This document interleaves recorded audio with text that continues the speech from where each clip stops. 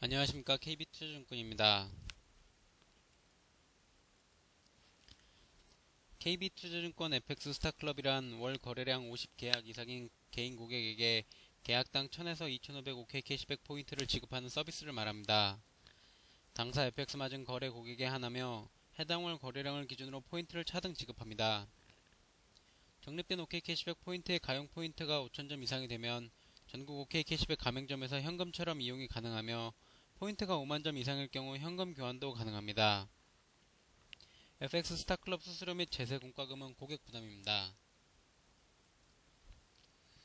CME 그룹 이마이크로 통화 선물은 표준계약 규모의 10분의 1에 불과한 증거금만으로 FX 선물에 투자할 수 있는 상품입니다.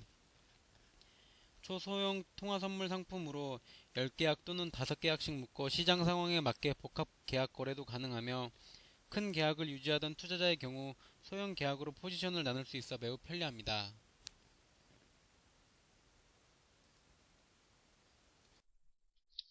안녕하십니까. KB투자증권 3월 22일 FX 마진 마켓 브리핑을 시작하겠습니다.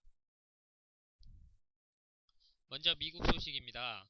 세계 최대 채권 펀드 운영사인 핑코는 올해 달러화가 강세를 보일 것이라고 진단했습니다. 핑코의 마더 글로벌 포트폴리오 운영 대표는 최근 핑코가 달러화를 사들이는 반면에 유로와 파운드와 호주 달러를 팔고 있다며 달러화의 단기적 전망을 긍정적으로 평가했습니다. 마더 대표는 유로화가 최근 안정세를 보이고 있지만 지난해 12월에 전망했던 바와 같이 통화가 올해 중 1.1500에서 1.2000 달러까지 하락할 것으로 내다봤습니다. 또 유로 달러가 올해 1.0 달러까지 떨어질 가능성도 배제하지 않는다고 덧붙였습니다. 또한 파운드화가 달러화에 대해 5에서 10% 정도의 하락할 것이라는 전망도 제기했습니다. 호주 달러 대 달러는 연말 전까지 지난 2010년 9월 이후 최저치인 0.9달러까지 급락할 것이라고 점치기도 했습니다. 최근 글로벌 경제 회복 분위기가 확산되면서 투자자들이 고수익을 목적으로 주식, 신흥시장 채권과 통화에 투자하고 있으나 핑코는 경제 전망에 대해 여전히 회의적인 반응을 보이며 위험 회피 전략을 구사하고 있습니다.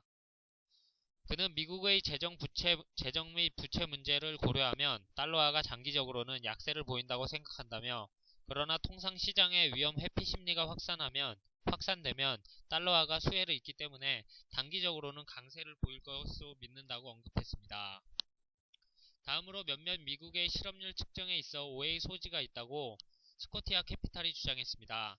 지난 8월 9.1%에서 현재 8.3%까지 하락한 미국 실업률을 두고 시장이 강세 신호를 보이고 있는 것으로 신뢰하고 있으며, 또한 연준은 이것을 이정표 삼아 미래 통화 정책에 반영될 것이라는 점을 지적했습니다. 하지만 중요한 것은 미국은 두 가지 고용시장 조사를 한다는 것입니다. 가계조사는 어떤 가국의 고용 상태에 대해 조사한 것을 샘플화한 것이고, 구직을 희망하는지 여부가 빠져 있다고 언급했습니다. 그리고 비농업 부분 노동자 조사는 급여 송금에 대한 구체적 데이터를 기반으로 하게 됩니다. 실업률은 가계조사로부터 파생하게 됩니다.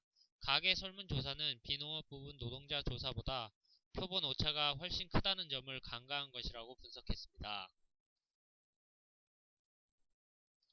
다음은 유럽 소식입니다. 독일 정부가 유럽 상설 구제기금인 유로화 안정기구의 가용 규모를 7천억 유로까지 확대하는 방안을 지지할 것이라고 독일 신문이 보도했습니다. 독일 총리실 대표단과 재무부는 유럽 재정안정기금에서 2천억 유로를 떼어내 다양한 금융상품을 활용해 레버리지할 수 있는 별도의 특별 펀드를 만드는 방안을 논의하고 있습니다. 이 특별 펀드는 2월부터 출범하는 ESM과 나란히 운영될 것으로 보입니다. 기존 ESM과 별도로 2천억 유로 규모의 특별 펀드를 함께 운영하는 방안을 독일이 검토한다는 것입니다. 현재 ESM의 가용 재원은 5천억 유로입니다. 전날 지트도이체 자이뚱이 독일이 미국과 유럽연합, 중국, 브라질 등과 같은 신흥국들의 압력으로 구제기금을 늘리는 방안을 검토하고 있다고 보도했습니다. 신문은 이에 따라 독일 당국자들은 ESM의 자국 분담액을 기존 2,110억 유로에서 2,800억 유로로 확대하는 방안을 검토하고 있다고 전했습니다. 다음으로 국제 신용평가사들이 올해 이탈리아와 스페인 등 유로존 국가들의 신용 등급을 추가로 강등할 수 있다고 시티그룹이 전망했습니다. 시티그룹은 유로존 경제 성장률 전망이 밝지 않다면서 S&P와 무디스가 올해 안에 이탈리아와 스페인의 국가 신용 등급을 각각 한 단계씩 하향 조정할 것으로 내다봤습니다. 또 이 경우 국가들이 재정 적자 감축 목표를 달성하지 못할 수 있다고 경고했습니다. S&P는 포르투갈의 등급을 2단계 낮출 것으로 예상됐고 무디스는 한 단계 하향할 것으로 전망됐습니다. 아울러 S&P가 아일랜드의 신용 등급을 2단계 강등할 것도 예측이 됐습니다. 시티그룹은 S&P가 영국의 국가 신용 등급 전망도 조만간 부정적으로 제시할 것으로 점쳤습니다. 무디스와 피치는 영국의 등급 전망을 이미 부정적으로 조정한 바 있습니다. 다음은 일본 소식입니다. 달러엔이 일본의 2월 무역 지표가 예상을 크게 웃도는 호조를 기록한 영향으로 하락하고 있는 상황입니다. 일본의 2월 무역 수지가 시장의 걱정과 달리 예상을 큰 폭으로 웃도는 흑자를 기록했습니다. 일본 재무성은 2월 무역 수지가 329억엔 흑자라고 발표했습니다. 이는 다우존스가 집계한 시장 예상치인 1110억엔 적자를 큰 폭으로 웃도는 결과입니다. 이로써 무역 수지는 5개월 만에 흑자로 돌아섰습니다. 지난 1월 무역 수지는 1조 4,750억엔 적자로 월간 적자로는 사상 최대를 기록하며 일본 경제에 대한 우려를 악화시켰습니다. 2월 수출은 지난해와 같은 기간보다 2.7% 줄었으며 이는 5개월 연속 내림세지만 1월의 9.3% 감소보다는 개선됐습니다. 대중국과 대아시아 수출은 지난해와 같은 기간보다 각각 13.9%, 6.6% 감소했습니다. 대미 수출은 증가하였지만 대유럽 수출은 감소한 상황입니다. 수입은 원유와 천연가스 등 에너지에 대한 수요가 많아 전년 동기 대비 9.2% 증가해 26개월째 증가세를 이어갔습니다.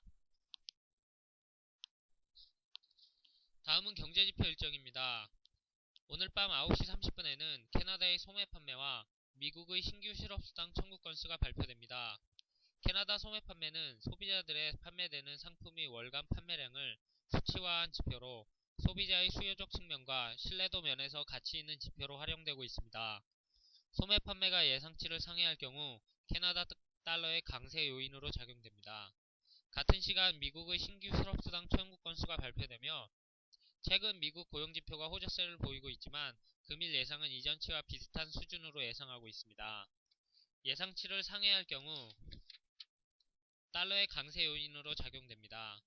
이길 23일은 프랑스의 제조업 및 서비스업 PMI 지수와 미국의 신규 주택 판매 건수가 발표될 예정입니다.